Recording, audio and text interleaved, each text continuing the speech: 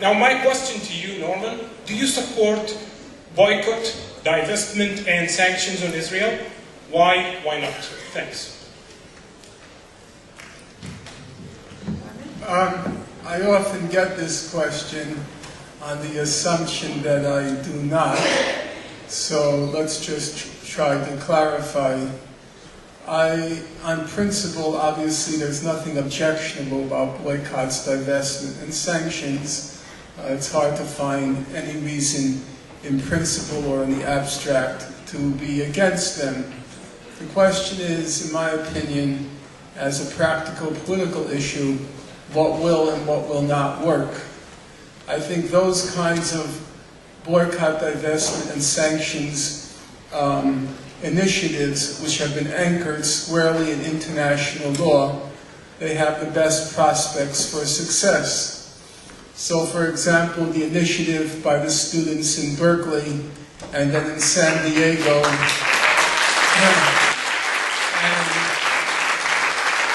I understand now in Stanford, those initiatives were focused on companies which are transferring weapons to Israel. And as Amnesty International said in its report of fueling conflict, it said under international and domestic U.S. law, it's illegal to transfer weapons to a country which is a consistent violator of human rights. Israel, according to Amnesty, fits into that category, and for that reason, Amnesty called for a comprehensive and total arms embargo on Israel, as well as Hamas, but for the moment we're focusing on Israel. And it seems to me those kinds of initiatives, like the one from Berkeley and San Diego and perhaps Stanford, have a very high prospect for success because they're anchored in international law. The report that just came out this morning from Human Rights Watch once again called on Caterpillar to stop sending D9s to Israel, the D9 bulldozers. So a campaign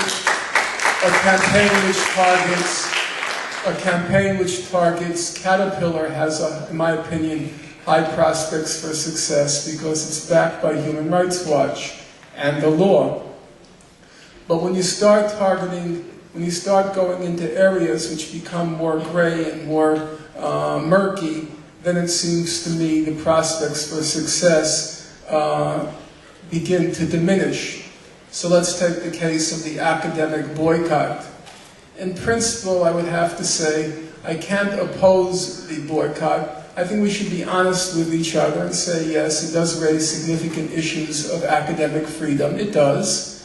But on the other hand, if you have to do make an unbalanced judgment, I think one can say that an academic boycott, well, the worst thing that's going to happen is some Israeli professor won't be able to do a semester at Berkeley or publish in some journal put out by University of California, Berkeley.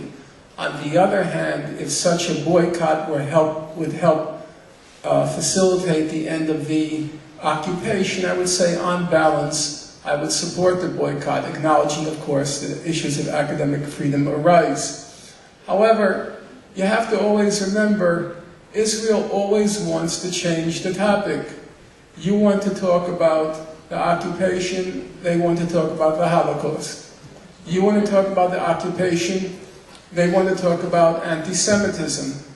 And my fear is the moment you start engaging in academic boycotts, you very quickly forget about the occupation, and then there are these long philosophical expositions on the meaning of academic freedom. And the boycott and the occupation is quickly forgotten. And so from a tactical point of view, and not allowing Israel to evade focus on the occupation, I'm not convinced that the academic boycott is a prudent strategy. I much prefer the kinds of resolutions that the students in Berkeley and San Diego have come up with.